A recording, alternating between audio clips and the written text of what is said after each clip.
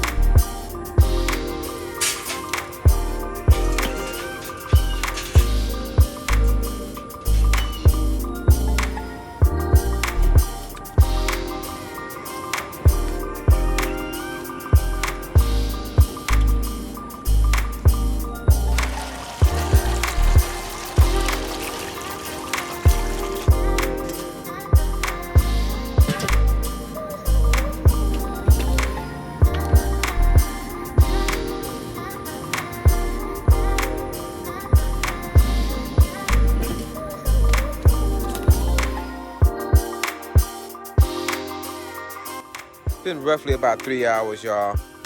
I'm trying to wrap my chuck roast at somewhere around 165, so thought I'd come out here and get a temp check, see where we're at. Let's take a look.